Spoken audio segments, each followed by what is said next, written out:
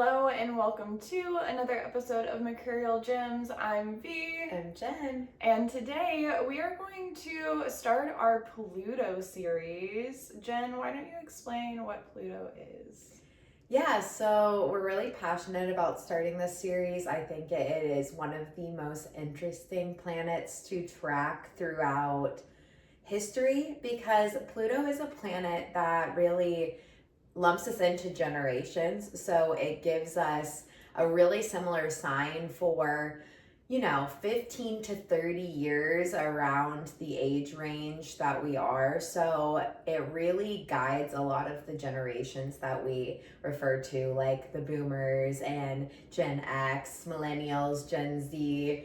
And Pluto is also really interesting because it takes around 248 years to return back to the spot it was originally. Its orbit path can kind of vary in how long it stays in each sign.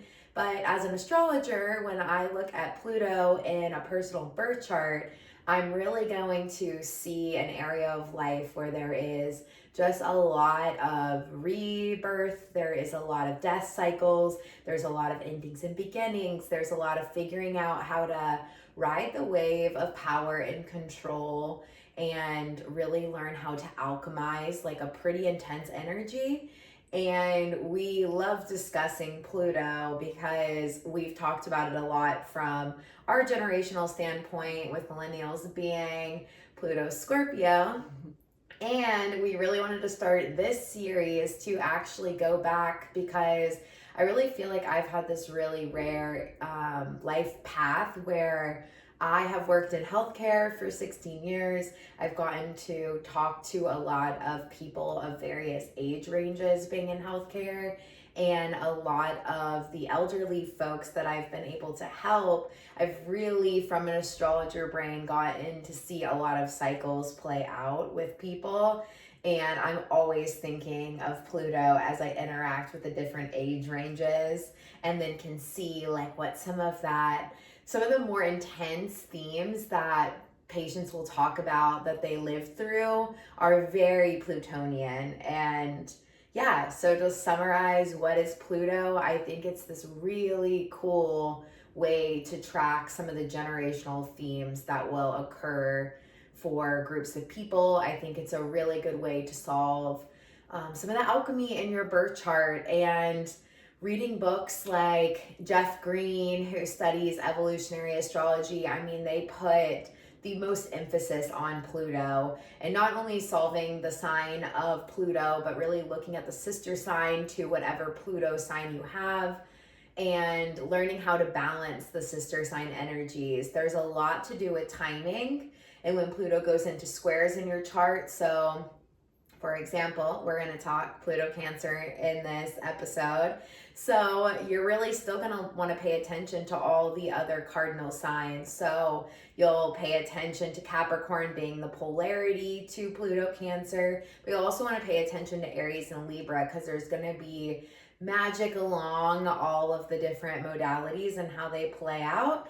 So we're going to talk a little bit about what Pluto Cancer is, some of the themes that we've seen for the Pluto Cancer generation, which is a big chunk of the boomers. And then we're also going to discuss and go into some interviews with people of various age ranges because I feel like we really get to interact with all different Pluto ranges. So I think the live story is always where you can get the most interesting parallels and correlations. And that's what we wanted to really provide in this Pluto series, is a more documented account of some of the things that have come up. So do you want to get a little more specific and tell us a little more about Pluto Cancer? Going over the dates of Pluto Cancer, now we're mainly going to hone in on the 1914 to 1938 age range, because I feel like that is our most recent history that we can look to. But Pluto is also in Cancer from 1424 to 1447 and from 1669 to 1692. And although we did not know Pluto in those other times, we can still in retrospect see very similar themes. And historical astrology is my favorite thing. So diving into those dates, I think, is also fascinating. But for this episode, we will hone in on the date range that's closest to us. Cancer undertones are like strong family values. We're seeing in this latest generation of Pluto Cancer, we saw the women's right to vote come through. So it was like changing up that dynamic and the gender roles in the household. Yeah, I think gender roles is a huge thing for the Pluto Cancer because typically, like, you think of Cancer as more of the feminine energy and Capricorn is more of the masculine energy. And there was such a polarity, especially in early childhood for the Pluto Cancer crew, that like women only did this, men only did this, and there were only traditional women, traditional men. There was like no crossover when they came into existence, and there was really strong family values that were expected with no ebb and flow of binary or other experiences, which feels very on par for something that would take power and control away from you, which Pluto's always trying to get you to evolve by like pressure cooking situations, and it makes sense it was tied into those themes. Yeah. How nurtured would you say that the Pluto Cancer generation got? Like, I don't have a whole lot of experience with Pluto Cancer. Like, that feels just a little further out of my date range. Mm-hmm. Yeah, so my grandma, who we're going to interview, is a 29th degree Pluto Cancer, and just hearing a lot of the lived experience of how they were nurtured, which is another big thing of Cancer, is how you emotionally take care of yourself, and then how you emotionally show up for other people. And I think, you know, their generation, we really talked about how there was so many kids like in one family that there really wasn't actually like adequate showing up for the amount of kids you were even having. There was a lot of expectations on older siblings to take care of younger siblings. There was a lot of pain in just not really having a present parent because there was just too much. Also, I feel like the second you had a kid, you just would get pregnant so much quicker. We didn't have any of the, you know, things for birth control and family planning like in place in those years. And that for sure is a power and control struggle that this group also went through. I guess when I think back to it, like Pluto Cancer generation, I feel like started the decline of let's just pop out 10 kids and call it a day. Mm-hmm. Like that's when you start to see as they grew up, they only have 2 or 3 kids. Mm-hmm. Yeah, so it started in war times, and then as we started seeing this group grow up a little bit more, it makes sense that you want to start finding the alchemy towards Capricorn.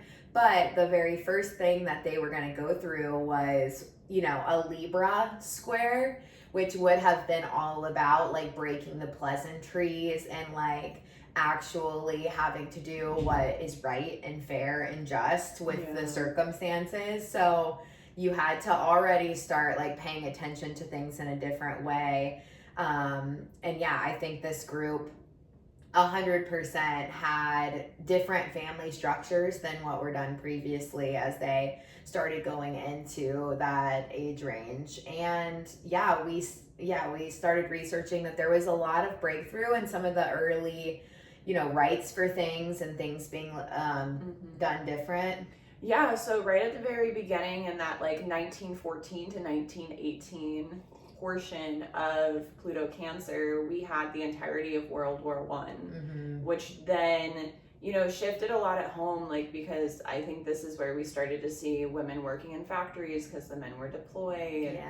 Yeah. We also, like I mentioned, we gained the women's right to vote in 1920, so just a few short years after that. I think the women felt that Capricorn, like, I'm working too, like, I deserve to be able to have my say too, which is, like, honestly really beautiful. Thank you, grandmothers. Right after World War I, the League of Nations was created, which would be the early stages of what we now know to be the United Nations. So it was just, like, after World War I, they were like, we need some kind of formal meeting place where we can all come and neutrally talk about how to handle international disagreements. Yeah, because there's not only the home that is our home, but there's the home that is our home, the whole world. So that also makes so much sense for Pluto Cancer. When Cancer rules themes of family and home and yeah, that like feminine energy being manifested more positively, that also tracks right in with the themes of it.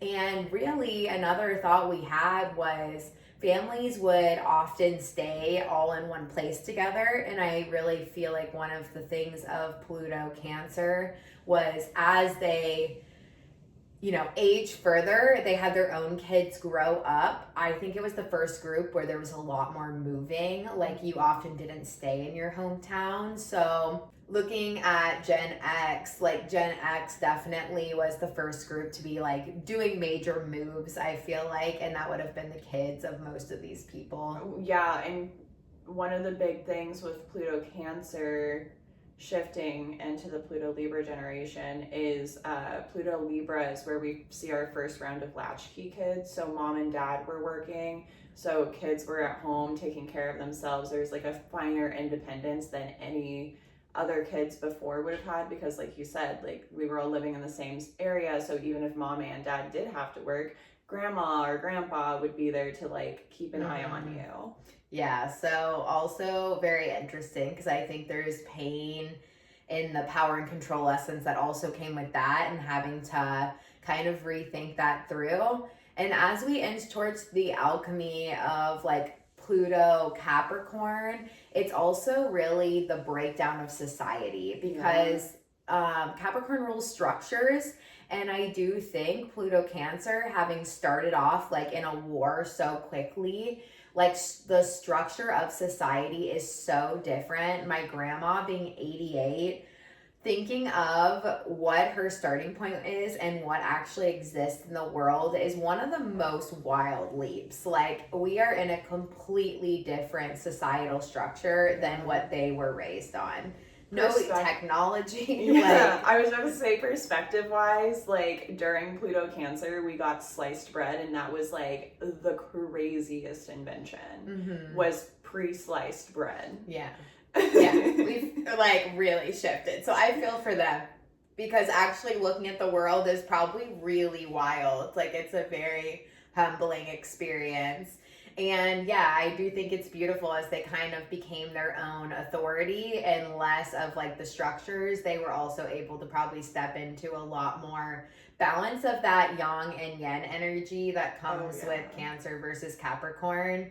And yeah, as we go through the interview with my grandma too, you'll definitely hear themes of that within some of the stories. Another really interesting fact that happened for Pluto Cancer is in 1930, we actually discovered Pluto for the very first time, making it the 9th planet in our solar system. Yeah, that is so hilarious that it like first gained its consciousness as we end up alchemizing what is an entirely new structure of society. They actually were the first to have that conscious awareness of Pluto as a planet because there is like such a mother like link and connection to Cancer. I also think another thing that you can see is that parents actually started, instead of just like pushing their kids in a more intense way, I do think you started seeing parents respect the individuality of their child. Like you have to think that their crew was the ones that would start the hippie movement that happened too. So having parents that actually respected your individuality a little bit more, I think that did take some time. I do think that they had to like really grow like a new way of being that wasn't there before, but I do think you do start to see that like just more respect of being who you are and building a world around that. If nothing else, you see it by the time their grandkids come around, I feel like, for the most part. Yeah, we've actually talked about that a lot, that our grandparents like maybe didn't show up as good for their kids, but they were definitely willing to be grandparents in like a way more intentional way. And that is probably like a new theme that came up with this group too. Yeah. So definitely check out some of your family lines. See if you had some Pluto Cancer people in the line will also be going through the Pluto signs slowly and discussing it, starting off with just interviews of the Plutos we can actually interview with. And yeah, check out your own personal Pluto. I think it's a really good point to study in your chart and see what sign it is, what house it's in, and even just start listing some of the things that you know you've been through within your Pluto like age range, because I think it's just really cool historical tracking, as we said. And the more we just write with the lived experiences, the more data we have for all future generations to kind of understand like what was going on as this energy was kind of manifesting and affecting us. So now we will go into an interview with a Pluto Cancer herself. All right, Grandma. So we want to hear you talk about like your home life growing up, some of the dynamics of your family and how it just felt being in your home, and anything you want to share. How many hours do you have? For you, all of them. Well, when I grew up, my parents actually lived in the city when I was born. And I was born on Friday the 13th of August. So I don't know if that's a sign of things to come or not. But anyway, that's where we lived. And then the war started. And my dad, every man had to register for the draft back then. You got a little number, and when that came up, you were off to the military. Whether you didn't have to be a career person. You could be a doctor, or the doctors probably got a special thing But it just disappeared. I mean, the life that I had known. So we moved into town. Well, Dad's draft number was coming up. And he was going to have to go. We lived out in the country. Mom, there were 2 little girls and a new baby boy. So they decided to move into town. So they put the farm up for sale, and off we went. You had to be in a whole new home. Yeah, and I don't know if you ever saw the one we lived in at first out there. I don't remember. But anyway, we were in town. And after having been living on a farm, and if you wanted water, you had to go to the well and pump it. All of these lovely things that you did when you lived. We had 1 bath a week, and it was on Saturday. And I got to bathe first because the baby was too young to play this game. But I would get to bathe first, and then Jean would get to bathe, and then Mom. Finally, Dad got all in the same bath water. Wow. You did what you had to do. You did what you had to do. And yeah, tell us how old were you with the war stuff, and how did that feel as you were experiencing I didn't quite understand it, except that I knew some of my little friends' daddies went off to war and they never came back. Yeah. And I didn't understand the dynamics of all the stuff, but it was traumatic. Yeah. And then you guys, didn't have a lot of money right afterwards. It was hard to kind of climb the back. Depression had happened too. So you didn't have a lot of money, and you made do with anything. My favorite snowsuit ever was a maroon tweed that some Mom made out of an old coat that somebody gave her. Wow. She took that old coat, cut a pattern, made a snowsuit out of it, put fur trimming on the collar. It was the cutest thing, and everybody kept asking, Mom, where did you find that? From somebody's old coat. Yeah. But you just made do with whatever you had. Yeah, sustainable. Yeah. Yeah. And then you kind of had to parent your younger brother, so then you had another brother born, right? Yeah, 2 little boys. Yeah. Both unplanned. And then you kind of had to help keep the family rolling a little bit. I loved my little brothers, and I babysat a lot, for pay with other people. And I would save my money, and then I would, when we were in town now, so I would save up my money, and I'd take my 2 little brothers and put them on the bus, and we'd go downtown, and we'd go to lunch and I'd buy all kinds of little trinkets for him. I spent all the money I made just entertaining my little brothers, and I wanted to do that. And it was strange because Jean said, "Oh, Mom had those 2 little boys," and she said, I just practically raised them. I didn't have any time to myself. And, you know, that was not so, but it shows a different perception of different people on the same situation. For sure. And share some of what you were saying, like being raised a female, like some of the restrictions they had on women. There's a lot of fun stories you've shared on that. Oh my gosh, yeah. The running one yesterday was good. That was a good one. Uh-huh. That women couldn't play sports that you ran back and forth because they thought it would damage your female organs and they wouldn't be able to get pregnant and have babies.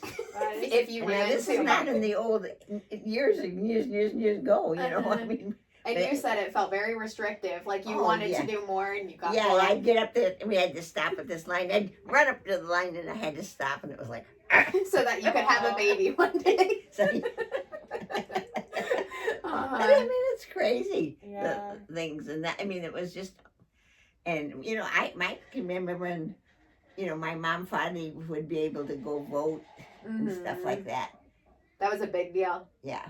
All kinds of things, but they'd have to put us on, and when there was an election, Mom and Dad would have to put Jean and me in the car. They didn't want to leave us alone.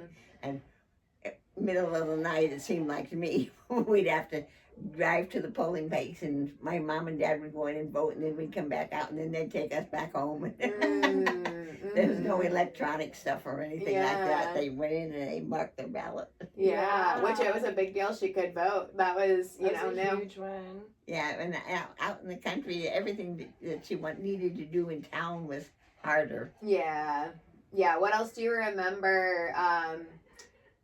Feeling restricted on as a woman, like growing up. Do you feel like in your teens and 20s, what do you remember? The way you dressed and stuff was critiqued. Good word. And we've talked a lot about, it took a long time to get women in the workplace too, and you guys were like never went, if you had a baby, you never went back to work in an office. I mean, you didn't work when you had children. You stayed home and raised the children. Is that what you wanted to do, though? I didn't go back to work after I had my kids. My husband went into business, and so I became his secretary and bookkeeper and all that, but I did it at home, so that didn't count. That's fair. Do you remember women that worked being judged quite a bit? What do you remember hearing? Oh, gosh. I mean, everybody judged everybody about everything. Yeah. And I'm thinking, you know, you'd see these women would get together and they'd be talking and gossiping, and it's like, you know, and they were good Christian people. Yeah. So it was saying horrible stuff. And I remember this one girl, this one lady was pregnant and she wasn't married. And the gossip, the judgmental things, and it was terrible. Yeah, and there was a lot of, like, we've talked a lot too about the fact that there was such an expectation on there being, like, secrets. Like, you didn't reveal stuff outside the home. Like, behind closed doors, you could maybe talk about certain things, but there was a lot of filters on what you could do and not do in certain places. Yes. And people, I mean, I don't even know how to say it. But it was like a different world out there, in the gossip world. Yeah. Well, you were probably scared of, like, persecution for accidentally doing something that was gonna cause, like, your family's reputation to be on the line. Or, you know, what would what everybody else thought. You were always being judged on, you know, what would they think if you did this? Or what, you know. It's a lot of rules to put on your brain. Yeah, it is. Do you remember how old you were when you had your own bank account or your own credit card? When I started working. Yeah. So when was that? Let's see, it was right out of high school. Okay. Because, you know, I was going to go to college, and then my mom got cancer. And so I didn't get to go to college. I stayed home. His dad was about ready to collapse. I mean, he really was. he had a business that was run by himself and 2 other people. And he just, I mean, he didn't know what to do. He's got then these 2 young boys that, you know, you couldn't leave alone. You needed a babysitter for, and I mean, it was just. And then you said there wasn't very good medical care for your mom. Only thing that was available was radiation, and they just burned her breast to a crisp. That's so The sad. chemo hadn't been invented yet, Yeah. you know, or anything like that. Yeah, it was bad, and she found about every 6 or 7 years, she would get cancer again, and she'd fight it and win the battle, and she'd be fine for a few years, and then boom, it'd come back again. Wow. And it came a different place every time. So she had, you know, she had breast cancer. That's what started it, but she had every other kind of cancer. Yeah, and I think you hold like very good appreciation for the fact that we now have like the resources and stuff in society now to help with things like that. Like our healthcare system has made a lot of progress from when you were little. So you hold a lot of appreciation for that when you saw all the side effects when there wasn't in society systems that actually helped people that were struggling with certain ailments and stuff. Like we've talked about that a lot too. Oh gosh, yeah. I'm very grateful to, you know, to this day when you think of things you're grateful for. Yeah. All the different doctors and stuff. You have a lot of specialists. Yeah. That would specialize. You used to have one damn doctor. You had a family doctor. You went to him if you had cancer or if you had a toenail that was bad. Yeah. And they didn't know, like, they didn't, like, you can't know everything as one person, you know? So you really appreciated the modern build of some of the society that we have now, which I don't think a lot of people even realize the building blocks that it took to create those things. And a lot of people, you know, suffered when things weren't so good. Yeah. And then they made a little step forward, and then you stayed kind of for a while, and then finally you'd get another step forward. Yeah. And the other thing I remember us talking about once was you worked in an office with a bunch of male lawyers. You were like one of the only females at your... Well, there were other secretaries. Yeah, some other secretaries. There was a female lawyer there. But oh, good. She only did examine what an abstract it. See if the title was clear. That's all she ever did. Wow, they didn't even use her full potential. No, they didn't. She was an old lady. She was gray-haired and big, heavy, that woman, you know. Yeah. Not your typical person that you would think is a lawyer. Yeah. But she was a great lady, but that's all she did was sit back there and examine. They want the men to do the harder stuff, right? Yeah. She never had a trial. I mean, she never went to court and had a trial. And you said, like, we talked about it, you could definitely tell that the men treated you a certain way. Like, there was definitely a little bit of you said the lawyers were pretty good to you, but there was still like a air of superiority, right? Yeah. Yeah. I mean, that's just an automatic thing. They were a great bunch of guys. Yeah. They really were. Yeah. And let's see. So once you had, how did you feel like having children and stuff like that felt in your time? Like, did you feel like, we definitely have talked about how the neighborhoods and stuff all kind of work together, right? It was a little bit more of like a village mindset. And the neighborhood took care of the kids. Yeah. You said you were the home to many children and kind of took care of everybody. That's why the neighbors thought we had about 8-10 kids. Yeah. I did most of the time. Yeah. And how the people that you knew, like, one of the other things we've talked about from like a generational standpoint is you guys were probably the first group to start having slightly less babies than your parents' generation. You know, well, my mom grew up on a farm, and having about 8 kids was normal. Yeah, and there wasn't any like birth control options or family planning. Like, just even knowing the fact that like you can plan for things to make it easier, like that wasn't thought about. But your group started having, you know, a little bit less kids. Yeah, definitely. Yeah. Do you remember talking about that, or was there any thing that you remember?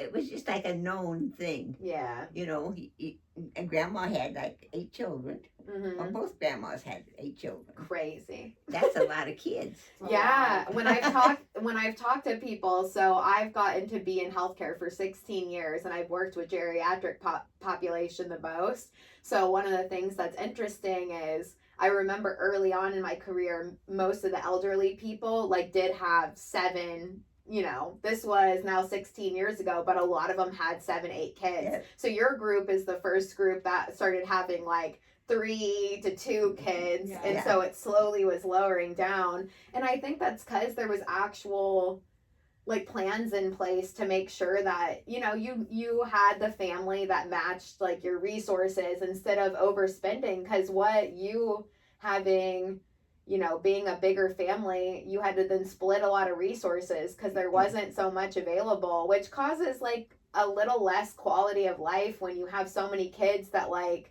you all have to split a certain portion of food and water, like, you know. When we lived in the country, though, I mean, you know, Mom canned our basement. It was a cellar.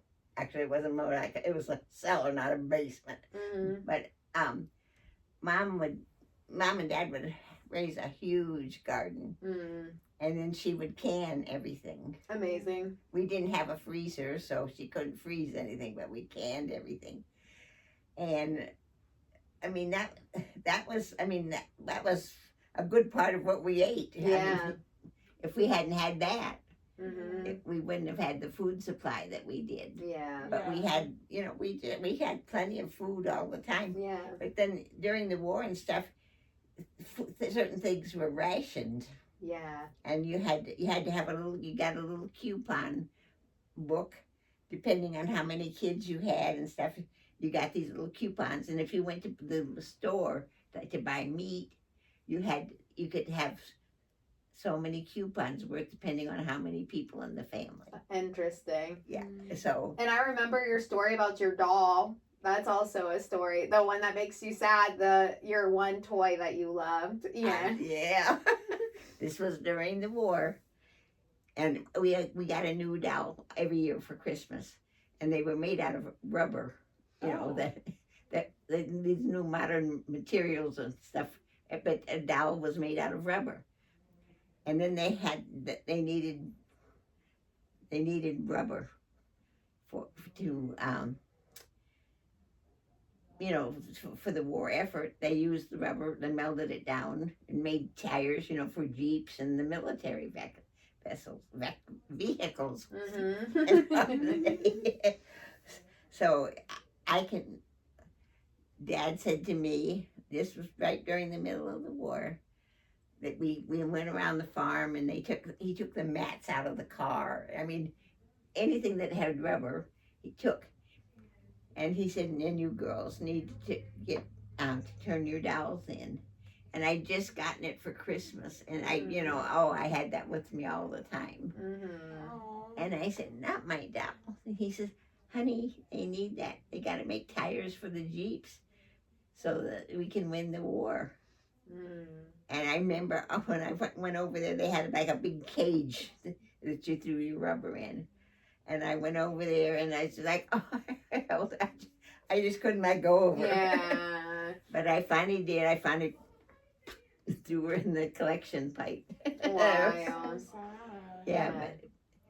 And I mean, I didn't have like 50 different dolls. Yeah. That was one of your favorite toys you had gotten, you said, yeah. And we also, every year, we also got paper dolls. Mm. And you had a whole big book thing, and you would cut them out, and they had in there, all the clothes were there, you could cut them out, and you'd hook them on there.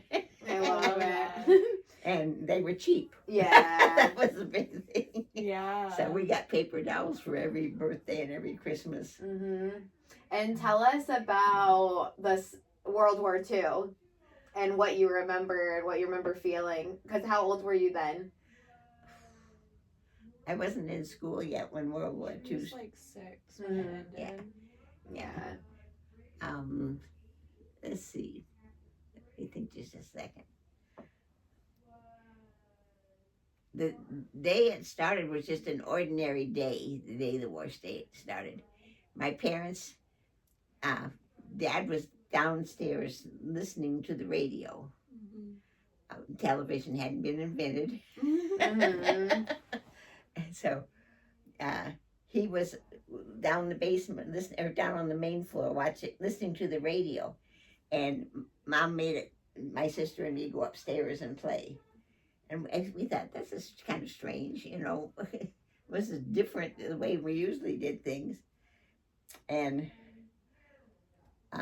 they didn't want me to, there was news coming over the radio about the war having started and all of this.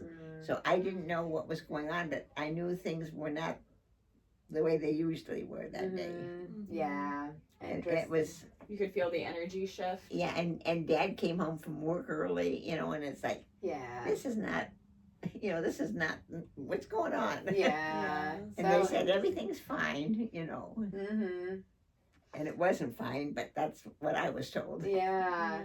So interesting. And then the other thing that we were pondering on that was interesting too, and themes of like family and home, like in your generation, a lot of people stayed in the same community that you were like, raised in. So the other thing that we talked about, I think that was a pretty big difference, is your kids all started moving, which did you remember a lot of people moving before? Like, I feel like that was kind of a unique experience to actually go and change and move across the country to other places. Like, you probably didn't hear of that. No, you live near your parents. Yeah. Uh-huh. And, my mom was from a farm family, and all of her brothers and sisters, I think there were 8 kids altogether. They all lived in that area. Yeah. And on Sunday dinners, sometimes they'd all have a potluck. And your family was very oriented as a group. Yeah. Which is very different than today, where, everyone can live in a different state. Examples. Everybody's everywhere. Yeah. So the family's all kind of spaced out, which I think was a pretty big change from your childhood years as well. Yep. Any other thoughts that come to mind with I'm trying to think if there was any other big themes that we've talked about the technology stuff coming in and how different that was. And when you think of a time when there wasn't even chemo. It's it hadn't wild. been invented. And I feel like what's special that I don't think our generation always understands is and I don't think even our parents' generation, which is called Gen X, so you guys are still considered boomers, and then we have Gen X, which is mom and dad's age range. I don't think they even sometimes can piece together what society looked like before and after, because you guys really built out like a whole different way. There were structures in place that just didn't exist before that. Right. Yeah. And a lot of, I think you've always held appreciation for the advocating that it took, because you saw, a lot of, you were always very sensitive to cultural differences, making sure it was more integrated, because that wasn't a thing too. There was so much segregation and stuff. Your group was the first to try to like intermesh making sure everyone had a space. So you hold a lot more advocating than I think the group underneath you does, because I don't think they always remember all the steps it took. And there was a lot of segregation. Yeah. But I had friends, I was friends with the black kids too. Mm-hmm. And some people didn't have anything to do with them. Yeah, there was still so much, like really blatant racism. Not that I don't think you can still see it there, but you were the first group to start interweaving societies, I think, more. Because the war kind of made it different. They needed everybody. Yeah, everybody needed everybody. Yeah, and that kind of changed, I think, what was there before. And then when it tried to go back into oppression of some, I don't think it went that way as easily. After everyone knew to like love each other and work together, I don't think it worked as easily for the people that were still racist and like just bad people. I don't think they could quite do what they were doing before the war, after the war. I think that's right. Yeah. And I think sports had a lot to do with it. Okay, The black kids were really natural athletes. Yeah. You know? And there was appreciation. You know, you had a ball team or something, and the stars were always the black kids. Yeah. So then they kind of gained worth in people's eyes. Yeah.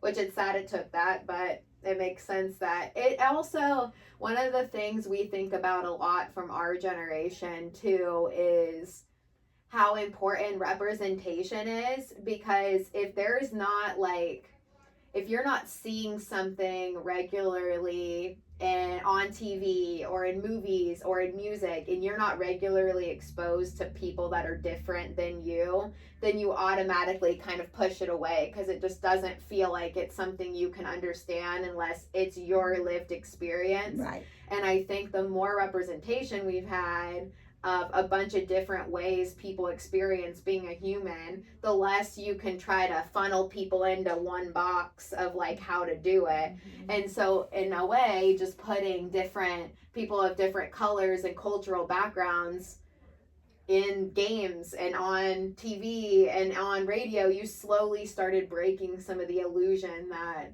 you have to look or be one way to, you know, navigate the world. So I think for us, like, it's always really important that there's a diverse exposure of a lot of different things, and that we don't ever lose making sure that there's a, you know, bit of a spotlight on all types of people, because that helps stop damaging, you know, things to start carrying back over again. Because I think, there's so many ways to be a human. There's not one set way that needs to be forced upon everybody.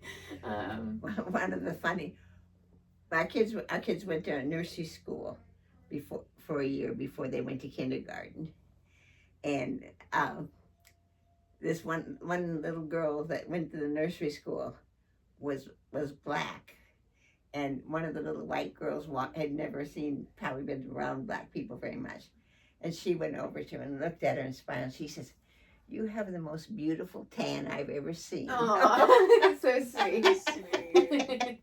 That's what it looked like. Yeah. And you know what? When you watch little kids, there's so much more appreciation for differences. It's just like, taught. Yeah. Hate is 1,000% taught. Yeah. I think until people know to think like something is wrong for being different, I don't think we innately in our human nature know. We just see a beautiful tan. Yeah. You know? Little kids are not going up and judging harshly. It's a learned like societal pattern. Yes. And I do think like what we're seeing now is this like, we're at kind of this split where there's some people in power that want things to go back to looking the way they are, because, you know, we're scared to build a society that looks different than the ones that were keeping certain looks and types of people into powerful positions. I think we're at an interesting point in history where are we going now? Yeah, where are we going to go? Like, are we really going to take it back when we know how much harm was being done to so many people? For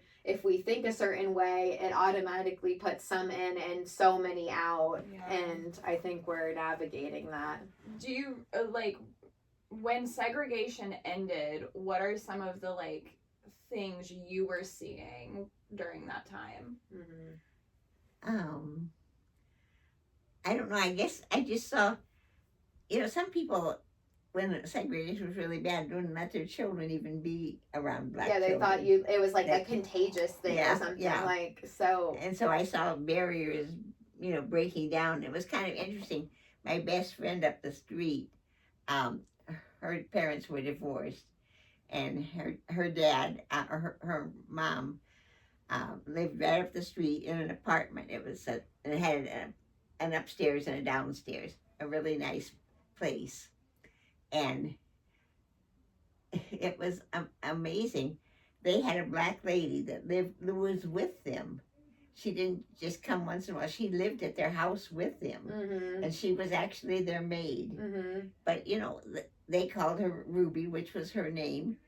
And she was just like a member of the family. I mean, Mhm. the fact that she was originally started as a maid, she was wonderful. Mhm. Yeah, they took care of her like she Yeah, took care just of them. like one of the family. Yeah. And that was something that was never done before. That Yeah. they just completely made her a member of the family. Yeah. That's beautiful. So that was kind of like the earlier steps, you know, Yep. is trying to help. And I think, you know, we call it like systematic racism, that the system ends up being racist when it puts like certain privilege is like how you gain access to healthcare and having money and having a job. Like when it's only certain people that can meet those checkpoints, Oh, then yeah, it's that- still racist. And so I think, you know, for your generation, you guys were the first group trying to make amends for how their start off, because a lot of people of different cultural backgrounds couldn't even climb in society because there were so many barriers in place that had to be shifted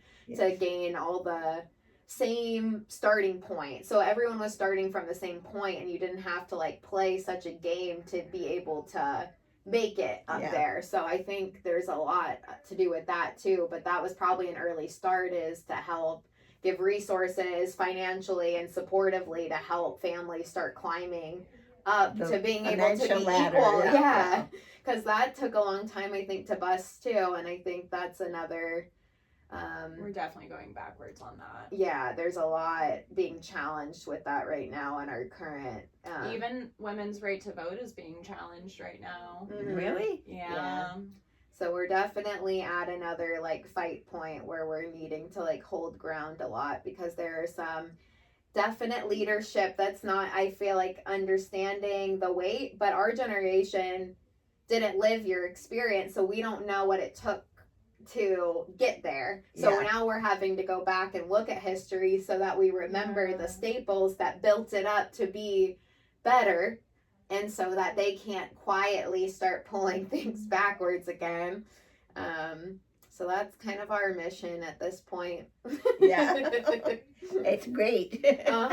We need it. And I remember just growing up how you were always very good at teaching us that as grandkids. Like you were very good at supporting people from all walks of life and making sure your resources also went to helping people that didn't have the same chances. And you were Right. very good at making sure we understood that we needed to, you know, Yeah. love on everybody and make sure that we didn't ever Love our forget neighbor. that. Yes. Yeah. You really lived that like a lot better. I think that that's been kind of lost in a way, with how, technology and stuff has led to a lot more exposure of the way people live, but we definitely haven't done it on like a local level like you did. You were always very good at that.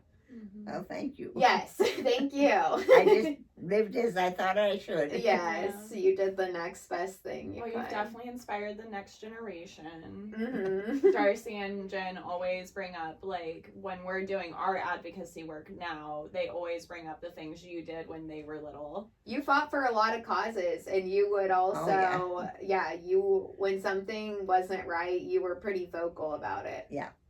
But I just thought that was the right thing to do, you know. I think it is, so. It matters. Those little things matter, and not supporting companies that didn't do the right thing. You were big on that too. Yeah. Mhm. Yeah, and I think that's kind of where we're at this point in history, is needing a lot of those lessons again, so that we give our resources, our time, our energy to the right things and Yeah. not the wrong people. So Yeah. yeah. Yeah. I mean, it's been an interesting time to be alive. Yeah. Yeah. I mean, I would like to be your age sometimes than my age, to be honest. But I'd rather wake up and go play Yahtzee. but we will carry on the work Yeah. nonetheless. I mean, you guys were very resilient for all the things you went through in your life, and well, my dad grew up very, very, very, very, very, very poor. They lived on the south side of Peoria, which is the poorest area. His dad was a chronic alcoholic, and so they never had any money. And Grandma would scrub floors at the Jefferson Hotel at night. After the kids were all in bed, she'd go to work. and she's on her hands and knees. She scrubbed the floors at the Hotel Jefferson. Wow. And they had, as I said, they had nothing. And when my parents got married and stuff, they started helping Grandma with, money and food, and Mom would can all this food and they'd take it down there, and it was all of the kids turned out good. Nobody got into prison or anything like that. Yeah. And I'm thinking, how did Grandma instill the right values in all of these kids? Yeah.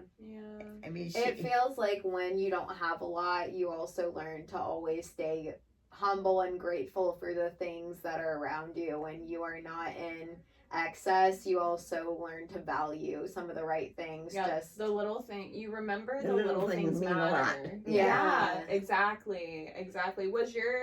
Was your dad the oldest of his siblings? Yes. Yeah. And so that's why he felt responsible. Yeah. There was a big department store downtown called Zoll's, and everybody shopped there. And sometimes in the winter, he would see one of his siblings walking around without his coat, snowing like crazy, but they didn't have a coat. Yeah. And so Dad would take him and go down to Zoll's and get him a coat and a hat, that kind of stuff. So my dad really did a lot for his siblings, and I don't think they were really as appreciative as they might have been. Yeah. They just thought, well, he's rich, and so he can afford to do that. Well, he wasn't rich. Mom and Dad lived very frugally. Yeah, and he put in a lot of work. Yeah. That's such little sibling behavior. We talk about it a little bit because Jen's the oldest, I'm the oldest, and Jack is the oldest. So we all act like older siblings, and then Darcy's like, wow, I'm just really taken care of. I love it. And then Grandma had middle child kind of syndrome. You were like in the middle. Yeah. Yep. But it sounds like you liked taking care of your little brothers and helping out. Yeah. Well, I just spend my money just taking them downtown to let them ride on the bus, and they had one of these photo booths, and you sit in and pull the curtain and click a picture. I love those. Those are the most hilarious pictures I've ever I love that. That's amazing. I want to hear one other thing. When there was the big hippie movement in the 70s and everyone was protesting, what do you remember from your point of view at that time in history? Because we look at that a lot, and there was definitely some bigger moves forward in certain things that also then went backwards. So we look at that time in history a lot because there was a lot of craving for there to be a different society. But I want to hear what you remember. Oh gosh. Thinking at that time. Yeah. So that would have been when Dad was... It's like the 1970s. Dad was probably a teenager when that was happening.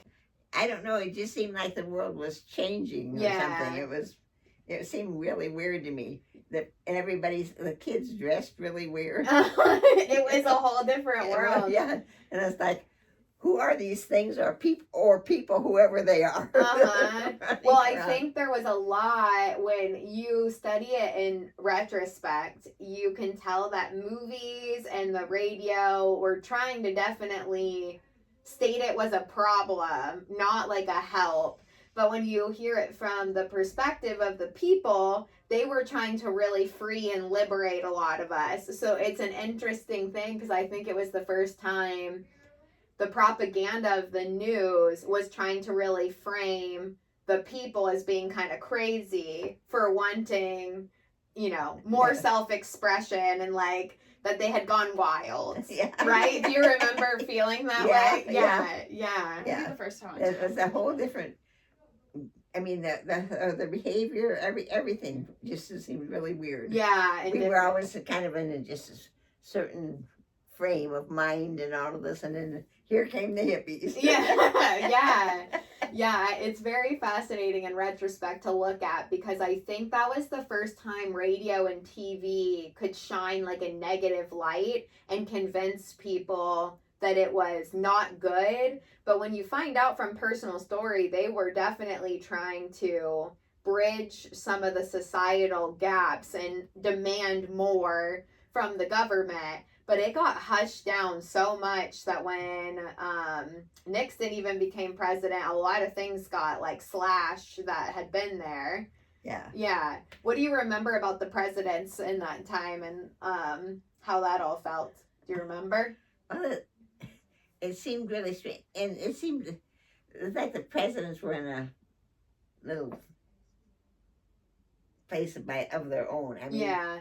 nowadays the president will talk to the people and stuff. Before Yeah. it was like they were kind of they were very special. Yeah. Yeah, now our president just Tweets. tweets his every thought to, Yeah. to the people. Yeah. It's Well, different. the most personable president was Jimmy Carter. Yeah. We went to his home several times. Uh-huh. Wow. And they would go to church on Sunday, and then they would come out. I mean, a lot of people would go there just out of curiosity, but I was really interested. He grew up very humbly in an old country house that didn't even have, modern conveniences and stuff. Yeah. When we went 2 or 3 times, and it was, well, the first time we went, there were Secret Service agents around a little bit, but it didn't feel that way. And then after some of the things had changed in the world, then we went back there, and there were Secret Service people here and armed people here, and oh my gosh. Yeah. It shows you how quickly things can change. Yeah, Yeah, it went we from being feel that. homey to like, yeah, having to protect.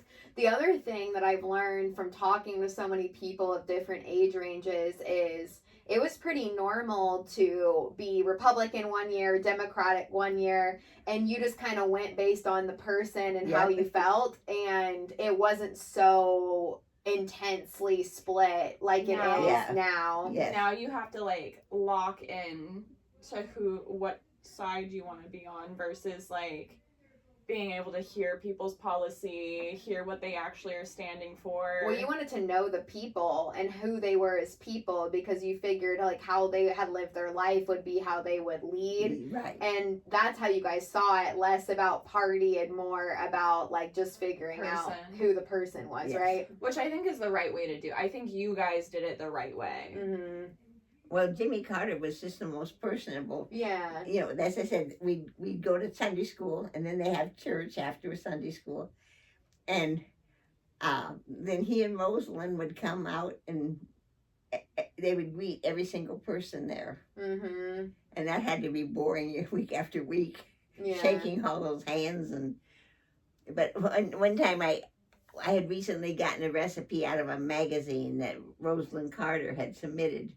And I was talking to her, and I said, oh, I made a couple times that recipe that came out, whatever magazine, for whatever, it was some kind of a cake. And she said, oh my goodness. She said, that makes me think, I haven't made that cake for quite a while. Tomorrow morning, I'm going to bake that cake. Aw, that's so cute. I mean, that's the kind of person. And he did a lot for Habitat for Humanity. He was going around building houses for poor people. That's how it should be. Yeah. Mhm. I feel like that's, you lived through the Great Depression, like, when people had money, they were giving that money back to the community. They were building houses. They Yeah. were donating it to schools to further education. Yeah. And now I feel like people who have money are like, you poor people, figure it out. If you don't have money, that's your problem. Yeah. You didn't work hard enough. Or Yeah. You didn't do the right thing. But they don't give it back in any capacity, and if they do, it's like just enough to write off on taxes. Like, Yeah. You give them a tax benefit. Huh? yeah, Right. but not because like just the goodness of their heart or like I clearly have excess where you are lacking. Let me help. Yeah. Yeah, no, that's really bad. Yeah. It's not But where it's we're good to at. hear that like at some point that wasn't how it was. Mhm. Yeah. Yeah. Well, Jimmy Carter was just the most personable person I've ever met in my life. Mhm. And so was Rosalind. She and I sat and talked for the line had kind of gone down. She and I just sat and talked for probably 20 minutes.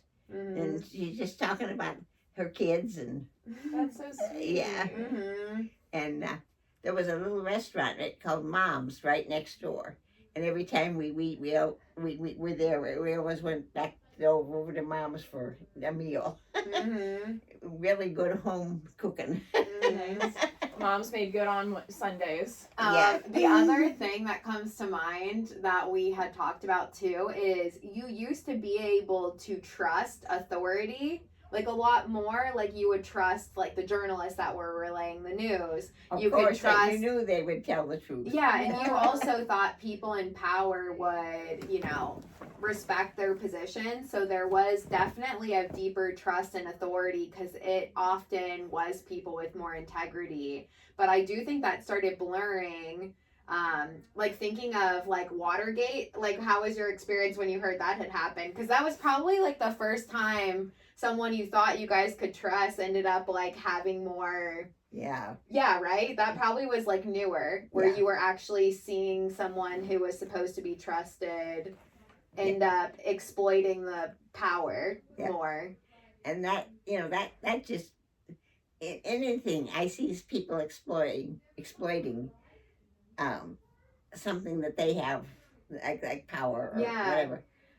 That just makes me sick. It does. You just wouldn't think that would happen. The Richard Nixon, the Watergate scandal, that was probably one of the first times that you guys had to start like questioning stuff. Yeah. I think that was like a pretty big moment of history.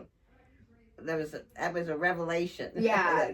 Because then you're like, should we not trust the people? Like, yeah, you started finding out they were listening to your phone. So it probably added a whole other paranoia that wasn't there before. Which definitely set seeds for a lot of things, I think, because I think it started kind of breaking the illusions of trust and power. Well, you didn't question your leaders. I mean, they were elected, we thought, fairly or whatever.